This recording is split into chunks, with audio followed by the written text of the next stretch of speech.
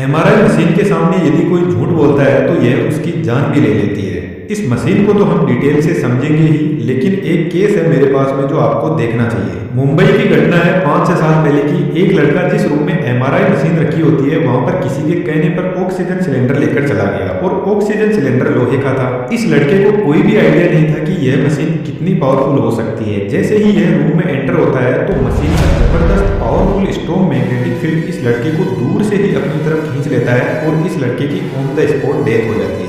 मेरा मकसद आपको डराना नहीं बल्कि मशीन का बिहेवियर को समझना है।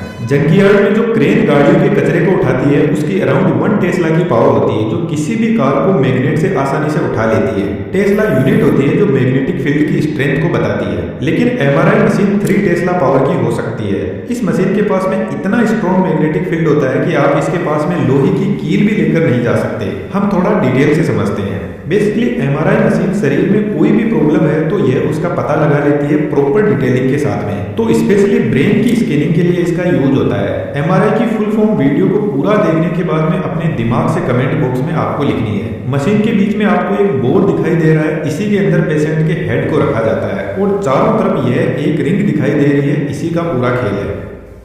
इस रिंग के अंदर एक सुपर कंडक्टिंग मैग्नेट होती है जो एक परमानेंट मैग्नेट ही होती है, लेकिन इसका बिहेवियर थोड़ा अलग टाइप का है। मैग्नेट के अंदर एक कोइल टाइप वाइंडिंग होती है जो नियोबियम या टाइटेनियम की बनी होती है। इस कोइल का रेजिस्टेंस एकदम जीरो होता है, लेकिन फिलहाल इस कोइल के पास में कोई मैग्नेटिक फील्ड नहीं है तो सबसे पहले इस कोइल को चार्ज किया जाता है और जैसे ही यह चार्ज होगी तो कोइल के अंदर करंट सर्कुलेट करने लग जाएगा और यह करंट अपने आसपास एक मैग्नेटिक फील्ड जनरेट करेगा। लेकिन यह फील्ड ज्यादा स्ट्रॉन्ग नहीं होगा क्योंकि करंट सर्कुलेट होगा तो वाइंडिंग का टेम्परेचर बढ़ेगा और रेजिस्टेंस बीच में आ जाएगा। तो रेजिस्टेंस को जीरो मेंटेन रखने के लिए इस कोइल को लिक्विड हीलियम की कूलिंग प्रोवाइड की जाती है जिसका टेम्परेचर -261 डिग्री सेंटीग्रेड होता है और यह लिक्विड हीलियम कोइल के टेम्परेचर को 0 डिग्री सेंटीग्रेड पर रखती है जिसकी वजह से यह कोइल सुपर कंडक्टिंग स्टेज में आ जाती है और इसके पास में एक पावरफुल स्ट्रॉन्ग मैग्नेटिक फील्ड हो जाता है। इस कोइल का रेजिस्टेंस ही 0 है तो इसको हमें बाहर से कोई भी सप्लाई देने की जरूरत नहीं है। एक बार इस कोइल को चार्ज कर दो और जब यह सुपर कंडक्टिंग स्टेज में पहुंच जाए तो इसका मैग्नेटिक फील्ड लाइफ टाइम तक रहेगा क्योंकि रेजिस्टेंस ही पावर को लॉस करता है और यहाँ पे रेजिस्टेंस ही 0 है और इसके बाद में मैग्नेट को पैक कर दिया जाता है। हमारी बॉडी में 60% पानी होता है और पानी में हाइड्रोजन एटम होते हैं और यदि हम जिंदा है तो इन हाइड्रोजन एटम के पास में आपको पता है कुछ ना कुछ एनर्जी भी होगी, लेकिन यह अपनी मर्जी के मालिक होते हैं और रैंडमली अपनी एनर्जी रिलीज करते रहते हैं। जब एटम स्ट्रॉन्ग मैग्नेटिक फील्ड में आएंगे तो यह मैग्नेटिक फील्ड इन सभी एटम्स को एक लाइन में सेट कर देगा और बढ़िया से अलाइन कर देगा। यह जो मैग्नेट होती है ना, इसका मैग्नेटिक फील्ड होमोजेनियस होता है जिसका मतलब है मैग्नेट का फील्ड बॉडी के हर एक एटम पर इक्वल फोर्स लगाता है। तो अभी पूरी बॉडी के एटम्स एकदम अच्छे से मैग्नेटिक फील्ड के साथ में सेट हो गए हैं। अब आता है मशीन का दूसरा पार्ट जिसका नाम है रेडियो फ्रीक्वेंसी कोइल। जब ब्रेन की स्कैनिंग होती है तो हमारे ब्रेन के एकदम पास में कुछ इस टाइप का कंपोनेंट सेट किया जाता है जिसको रेडियो फ्रीक्वेंसी कोइल बोलते हैं। अब थोड़ा सा अपना फोकस बढ़ाएंगे।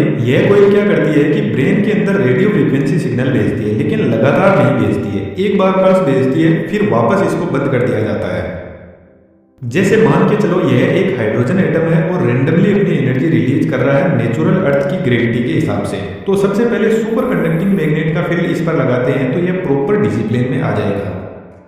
अब इस एटम पर रेडियो फ्रीक्वेंसी की पल्स डालते हैं 90 डिग्री वाली और यह पल्स क्या करेगी, इस हाइड्रोजन एटम को 90 डिग्री पर रोटेट करवा देगी और इतना होते ही रेडियो फ्रीक्वेंसी को बंद कर देते हैं। अब यह हाइड्रोजन एटम वापस जो सुपर कंडक्टिंग मैग्नेट का फील्ड है उसके साथ में अलाइन होने की कोशिश करेगा और जब ये वापस अपनी पोजीशन पर आने लगेगा तो कुछ ना कुछ एनर्जी जो रेडियो फ्रीक्वेंसी कोइल ने दी थी उसको वापस रिलीज करेगा और रेडियो फ्रीक्वेंसी कोइल का रिसीवर हमारे दिमाग के एकदम पास में लगा रहता है। तो जैसे ही सभी एटम्स अपनी एनर्जी रिलीज करते हैं तो रेडियो फ्रीक्वेंसी कोइल का रिसीवर इस एनर्जी को सेंस कर लेता है और यह जो एनर्जी जिस फ्रीक्वेंसी पर वापस आई है ना, इसको रेजोनेंस फ्रीक्वेंसी बोलते हैं। थोड़ा इसको आसान करते हैं। मान के चलो आपकी गर्लफ्रेंड ने आपके एक जबरदस्त चांटा मार दिया। अब आप में हिम्मत होगी तो आप वापस चांटा मारने की कोशिश करोगे, लेकिन जो गर्लफ्रेंड की इंटेंसिटी थी चांटा मारने की उतनी इंटेंसिटी से नहीं मार पाओगे। तो यहाँ पर हुआ क्या, पहले गर्लफ्रेंड ने आपके पास में रेडियो फ्रीक्वेंसी भेजी चांटे के रूप में और अब आप में एकदम से एनर्जी आ गई। अब आपको गुस्सा आया तो यह एनर्जी आपको वापस रिलीज करनी है तो आप वापस चांटा मार दोगे। तो यह जो एनर्जी वापस घूम के आई ना गर्लफ्रेंड के पास में, इसी को रेजोनेंस फ्रीक्वेंसी बोलते हैं। अब जो गर्लफ्रेंड है ना उसको आप रेडियो फ्रीक्वेंसी कोइल समझो, यह एक तरीके का सेंसर है जो हमारे दिमाग के पास में लगा रहता है और चेक करता रहता है कि कितनी एनर्जी वापस आई है।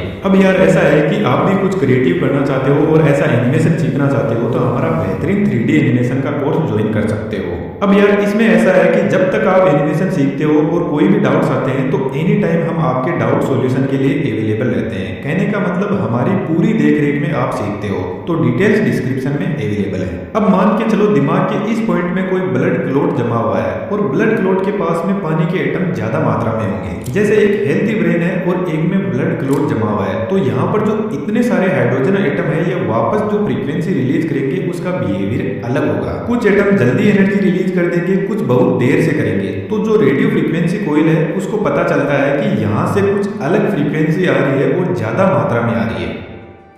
रेडियो फ्रीक्वेंसी कोइल में बेसिकली इंडक्टर और कैपेसिटर होते हैं जो वापस मिल रही फ्रीक्वेंसी से चार्ज और डिस्चार्ज होकर एक ग्राफ बनाते रहते हैं। लेकिन अभी भी डॉक्टर को यह पता नहीं चलेगा कि प्रॉब्लम है कहाँ पर, बस इतना पता चलता है कि एक प्रॉब्लम फाइंड आउट हुई है, क्योंकि हमें एग्जैक्ट इमेज बनानी है ताकि जिस भी पॉइंट पर प्रॉब्लम है उसको ट्रीट किया जा सके। क्योंकि अभी तक मशीन को खुद को नहीं पता है कि यह प्रॉब्लम जो फाइंड आउट हुई है यह ब्रेन के कौन से हिस्से में है, क्योंकि कोई मेजरमेंट के लिए कोई रेफरेंस तो होना ही चाहिए ना। जैसा कि यदि आप बोलते हो कि आसमान में तारा टूटा है और अगले दिन मैं आपसे पूछूं कि कल तारा कहाँ पे टूटा था, तो आप सिर्फ एक अंदाजा बता सकते हो कि इधर वाले साइड में टूटा था, लेकिन मुझे तो उसकी एग्जैक्ट पोजीशन चाहिए ताकि हम किसी दूसरे को भी बता सके। तो वही काम अब हमें करना है। तो फिर मशीन का तीसरा कंपोनेंट ग्रेडियंट कोइल सामने आता है और ग्रेडियंट कोइल ही एग्जैक्ट इमेज बनाने में हेल्प करती है। ग्रेडियंट कोइल इस बोर में इस पोजीशन पे लगी रहती है। थोड़ा ध्यान से देखना, इन दोनों कोइल में सप्लाई ऑपोजिट डायरेक्शन में दी जाती है जिससे कोइल के पास में अपना फील्ड जनरेट होता है। अब वैसे तो यहाँ पे इतनी सारी फील्ड लाइन जनरेट होती है, लेकिन हम सिंप्लिसिटी के लिए यहाँ पर एक एक फील्ड लाइन को ही मान लेते हैं। तो जो इधर वाली कोइल है इसका मैग्नेटिक फील्ड तो जो मेन मैग्नेटिक फील्ड है उसी डायरेक्शन में है, तो यह दोनों ऐड हो जाएंगी।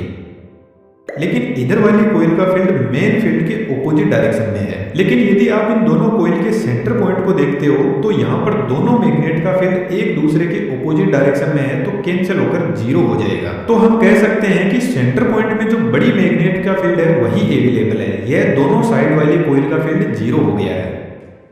हम मान लेते हैं सेंटर पॉइंट पर बड़ी मैग्नेट का जो फील्ड है उसकी स्ट्रेंथ 1 टेस्ला की है। अब इस सेंटर पॉइंट से जैसे जैसे हम इधर जाएंगे तो यह फील्ड बढ़ता जाएगा 1.1 टेस्ला, 1.2 टेस्ला, 1.3 टेस्ला, क्योंकि इधर वाले ग्रेडियंट कोइल और मेन फील्ड जुड़ रहे हैं और इसके ऑपोजिट साइड में ठीक ऐसे ही फील्ड कम हो रहा है। अब यह जो हमें एक लाइन मिली है यह जेड एक्सिस की लाइन है और जैसे इस पॉइंट पर कोई प्रॉब्लम है तो मशीन को पता लगेगा कि जेड एक्सिस में 1.2 टेस्ला का जहां पर मैग्नेटिक फील्ड है वहां से फ्रीक्वेंसी कुछ अलग टाइप की आ रही है। इसी तरीके से यहाँ पे एक्स एक्सिस और वाई एक्सिस के लिए भी ऐसी कोइल लगी रहती है।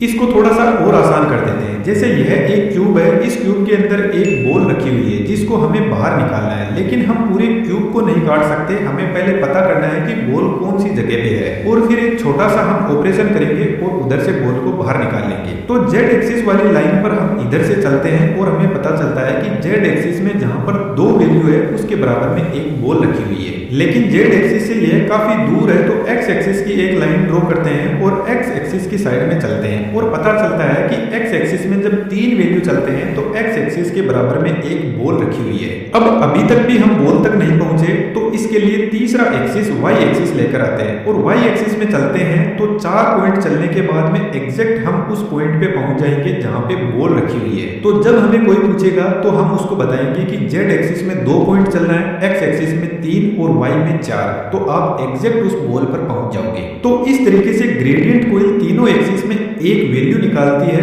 मेन मैग्नेटिक फील्ड के डिस्टर्बेंस को रेफरेंस मानते हुए एक प्रॉपर इमेज बनाकर देती है।